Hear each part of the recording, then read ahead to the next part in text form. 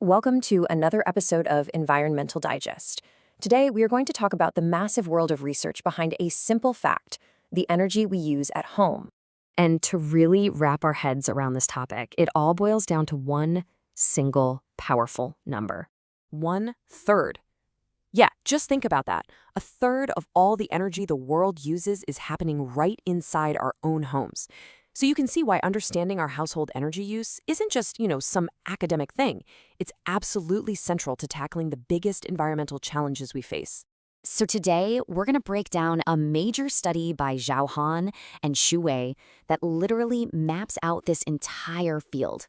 We'll look at the research landscape, see who the key players are, dig into the hottest topics, and then we'll look at what's next and where the big gaps still are. All right, first up, mapping the research landscape. I mean, how on earth do you even begin to get a bird's eye view of thousands of scientific studies published over decades? Well, the researchers use this really powerful tool called bibliometric analysis. The best way to think about it is like creating a Google Maps, but for scientific literature. For this study, they analyzed over 1,100 research papers to see the big picture, how everything connects. And what they found is pretty staggering. This timeline shows it all. For over 20 years, research on this topic was just kind of trickling along. Then, right around 2006, something lit a fire under it. The whole field just exploded, with research growing at a geometric rate. Okay, so with this massive explosion in research, who is actually doing the work? Where is it all coming from? Let's take a look at the key players on this global map. It turns out the research is really dominated by a few heavy hitters. We're talking the USA, China, and the UK. Get this. Those three countries alone account for over 38% of all the research. It really tells you that this is a top priority, at least academically, in some of the world's biggest economies. Now, this is where things get really fascinating. This map shows us who's working with whom. See that super thick line between the USA and China? They're major collaborators for sure. But then, look at the rest of the map. It's kind of lonely, right? It suggests that a lot of this vital work is happening in its own little bubble, not as one big global team effort. So who are these researchers exactly? Well, the numbers don't lie. It's almost all academics. A whopping 89% of this work is coming out of universities. But what's really shocking is who isn't at the table. We see almost zero input from the private sector or from government policymakers. So the people designing our homes and writing our energy laws are basically disconnected from the science. And you see that same pattern when you zoom in on just the top research institutions. I mean, these are the big names, the leaders in the field. But the connections between them are often pretty thin. This map just screams missed opportunity for the brightest minds to really team up and push things forward faster. Okay, so we know who's doing the research and where they're doing it, but what are they actually studying? Let's dig into how the hot topics have changed over the years. A huge shift happened back in the early 2000s, and it was actually sparked by a Nobel Prize in behavioral economics. Researchers had this big aha moment. It's not just about the appliances we use, it's about our psychology.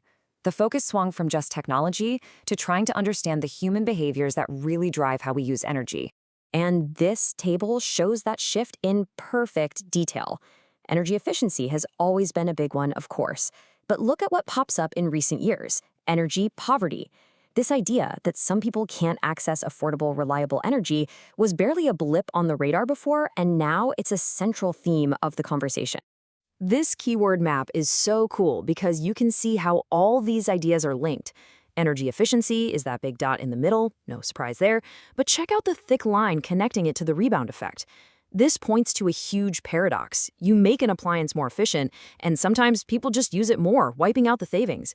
It shows you really can't talk about one without the other. And if you look at the top-tier journals, the trend is even clearer. The really cutting-edge research is all about the human side of the coin: behavior, culture, and these really important questions about social justice. So the big question is, where is all this heading? This incredible analysis gives us more than just a history lesson. It's a roadmap for the future. It points to where the research is going, and just as importantly, shines a light on the big gaps we still need to fill. The study pretty much predicts three major trends will shape the future of this research. First, efficiency and environmental impact aren't going anywhere. They'll still be the main focus. Second, that growing interest in energy poverty is only going to get bigger. And third, the human factor, all the social, cultural, and psychological drivers, is going to become absolutely crucial. But, and this is a big but, the study also found some massive blind spots.